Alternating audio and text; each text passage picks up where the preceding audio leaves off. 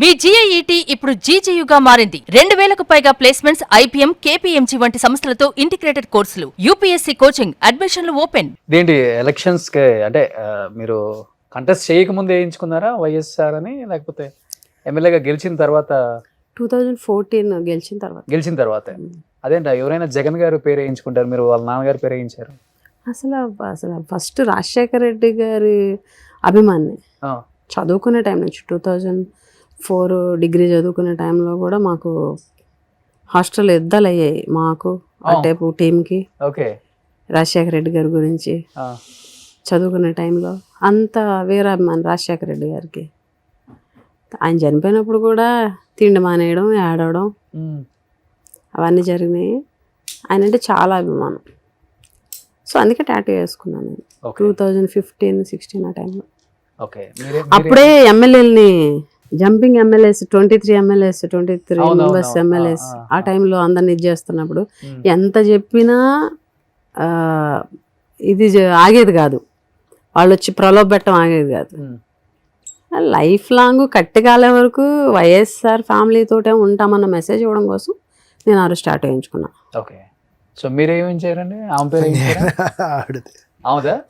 మా ఇద్దరం మామూలు జనరల్. అదేంటిది? ఇది పరీక్షిత్. ఓకే. చూడండి, లవ్ మ్యారేజ్ కాదు, ఒకళ్ళనొకళ్ళు చూసుకొని ప్రేమించుకోలేదు, సినిమాలకు వెళ్ళలేదు, కాలేజీ ఫ్రెండ్స్ కాదు, కామన్ ఫ్రెండ్స్ కాదు. సో 10 daysలో తన లైఫ్లోకి వచ్చారు. సో పెళ్లి తర్వాతే ప్రేమించుకున్నారు ఎక్కువ అండి వాస్తవంగా చెప్పాలంటే? పొలిటికల్ చాలా ఇంకా కొంచెం వచ్చేద్దాం ఈ జోన్లోకి. ఈ జోన్ చాలా మందికి తెలియదు కాబట్టి. మ్యారేజ్ తర్వాత లవ్ అనుకోవాలి, అంతేనా? ఓకే. అనిపించిందా ఎప్పుడన్నా ఇతను మనకి కరెక్ట్ లేదా కరెక్ట్ కాదు, కొంచెం టైం తీసుకోవాల్సింది? చాలా మంచి క్యారెక్టర్, చాలా మంచి వ్యక్తిత్వం. మ్యారేజ్ అయిన ఒక 1 yearకి అలాగా ఇంట్లో కొన్ని క్రైసిస్ వచ్చినప్పుడు, ఫ్యామిలీలో ఇబ్బంది వచ్చినప్పుడు ట్యాకిల్ చేసిన విధానం, అంటే వాళ్ళని ఇబ్బంది పెట్టకుండా ఇటు నన్ను ఇబ్బంది పెట్టకుండా, ఎప్పుడు వాళ్ళని బాధ పెట్టలేదు, నన్ను బాధ పెట్టలేదు. చాలా మంచి వ్యక్తిత్వం. అందుకని మ్యారేజ్ తర్వాత ఆటోమేటిక్గా ఏ ఆడపిల్లైనా భర్త లవ్లో పడుతుంది. అలాగే నేను కూడా. మా ఇద్దరు అంటే ఎవరు చూసినా కూడా మా ఇద్దరు అండర్స్టాండింగ్, ఒకటే మాట మీద ఉంటాం. ఏదైనా నోట్లో నుంచి ఒకటి వచ్చిందంటే ఇద్దరు డిస్కస్ చేసుకున్నది అయితేనే వస్తుంది ఏ డెసిషన్ అయినా. మా ఇద్దరు మాట్లాడుకోకుండా సింగిల్ డెసిషన్ ఏ రోజు లేదు. కానీ ఇంట్లో పై చేయి మీదేని విన్నాను నేను. అలా కనిపిస్తుంది. కాదు కాదు, చెప్పండి. మీరు అన్నదే కరెక్ట్ అనుకుందాం. పై డిమాండ్ ఎక్కువ చేస్తుందండి, కమాండ్ అసలుకి మనం తట్టుకోలేము అని ఆయన అన్నారు నాతో. డిమాండ్ కమాండ్ ఏం లేదు కానీ, అంటే నేను కనిపించడానికి కొంచెం ఆయన డామినేట్ చేసినట్టు కనిపిస్తాను కానీ ఇంట్లో ఆయన మాట జవదాటి ఒక్కడు కూడా జరగదు. మీరు మా స్టాఫ్ ని అడగండి, మా కాన్స్టిట్యున్సీ వాళ్ళని అడగండి. అసలు ఎందుకు మీ ఆయన అడిగితే పోయింది, వీళ్ళందరినీ ఎందుకు? చెప్పండి, మీ మాట జవదాటి చెప్పండి. అంతేగా అంతేగా అంటారా? అలా చెప్పకండి, వాస్తవం చెప్పండి. కింగ్ అండి. ఇందాక ఏమన్నారు, ఏదైనా కొనుక్కోవాలని నన్ను అడుగుతుంది అన్నారు కదా, అంటే మరి అది అయితే ఆయన మాట చెల్లుతున్నట్టే నా మాట చెల్లుతుంది. అడగాలి కాబట్టి అడుగుతాం ఫార్మాలిటీగా. ఆయన వద్దంటే నేను ఏది చేయలేదు ఎప్పుడు. అంటే బిఎస్సికి లేదండి వాళ్ళకి. అంటే వాళ్ళకి ఒకటి తెలుసు, మన అనుభవం చదివేస్తారు జనరల్గా. అంటే నేను అబ్జర్వ్ చేసింది.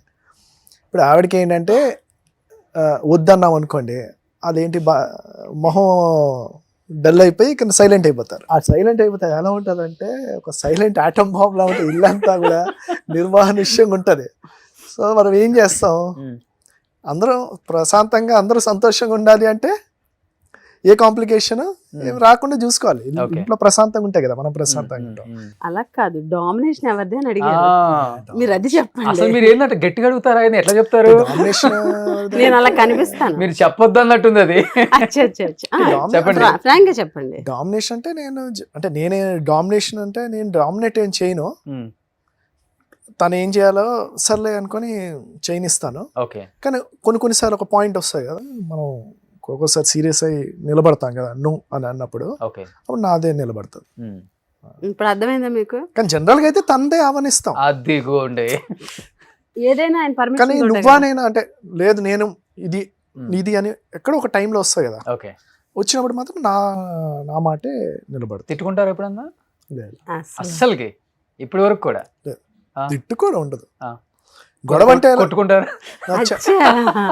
తిట్టుకోవడమే లేదండి, మీరు కొట్టుకోవడం దాకా వెళ్తున్నారు. కొంతమంది తిట్టుకోవాలి కొట్టుకుంటారంట. భార్య భర్తల్లో ఎక్కడైనా గొడవలు వస్తాయి, ఒకళ్ళు కొంతమంది కొట్టుకుంటారు, కొంతమంది అరుచుకుంటారు.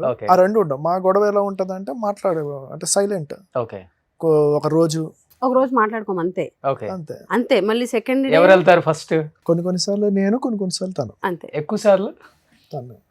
నేనే ఎక్కువ. అట్లయితే మీకు ఓటేస్తానండి నేను. ఎక్కుతాను. ఇలా అర్థం చేసుకునే వైఫ్లు ఉండరు పాపం. మాట్లాడడం మానేస్తాం, అతనే రావాలి అని చెప్పి అనుకునే వాళ్ళు ఎక్కువ మంది. అసలు ఆయన మాట జవదాటి చేసే పని ఉండదండి.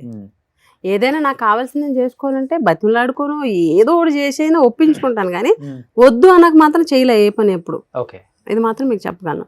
కానీ చూసే వాళ్ళకి మాత్రం నేను డామినేటెడ్ గానే కనిపిస్తాను. ఎవరైనా జగన్ గారు కూడా అని ఉంటారు కదా. జగన్ గారు అంటారు, ఆయన కూడా అన్నారు. అంటే మామూలుగా ఇప్పుడు మనం అనుకున్నట్టే అంటారు. పరీక్ష అంటే ఏంటి, వానమ్మే కొంచెం నీకంటే స్పీడ్ కదా, నువ్వు కొంచెం కామ్ కదా అని అంటుంటారు.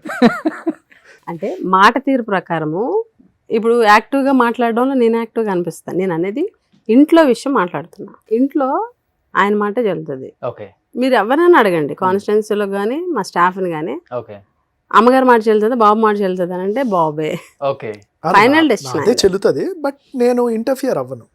కాకపోతే లేడీస్ అన్నాక కొంచెం డబడబా ఉంటారు కదా, చేయాలనుకున్నది చేస్తుంటారు. ఒక పాయింట్ వస్తుంది కదండి, మనకి నచ్చలేదు అనుకోండి, వద్దు అని అన్నప్పుడు అవును కాదు అనే దగ్గర నేను మరీ స్ట్రాంగ్ గా లేదు అని అంటే నా మాట చెల్లుతుంది. మీరేం చదువుకున్నారు? నేను ఎంఏ అండి. తిను మీ లైఫ్ లోకి రాకముందు చాలా ప్రపోజల్స్ వచ్చి ఉంటాయి కదా? ఒక్కటి కూడా లేదు. బాగుంటారు కదా? అలాగే లేదండి, ప్రపోజల్స్ ఏం రాదు. నేనే బాగుంటాను, అలాగే ఇప్పుడు ఆ కాన్సెప్ట్ లేదు. ఏంటండి? నేను ఉన్నప్పుడు అడిగితే అలా మీరు ప్రపోజల్స్ అంటే కాదండి, అధికారంలో ఉన్నప్పుడు ఎలానో ఇలాంటి క్వశ్చన్లు అడగలేము. ఏమంటారు అంటే నేను చెప్పాలని, నేను పెళ్ళవక ముందు సర్పంచ్ గా ఉన్నాను కదా.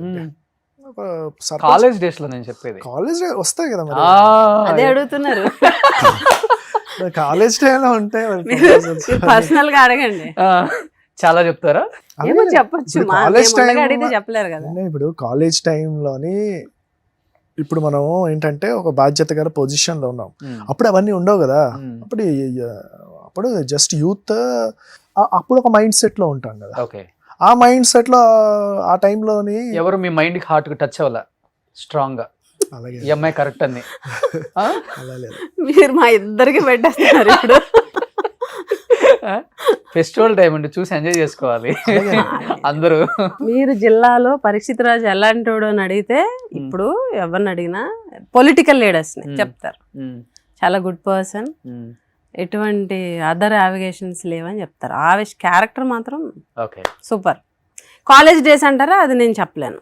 అది నేను ఒకవేళ ఏం జరిగినా కూడా దానికి పెద్ద సీరియస్ గా తీసుకోవాల్సినంత అవసరం లేదు.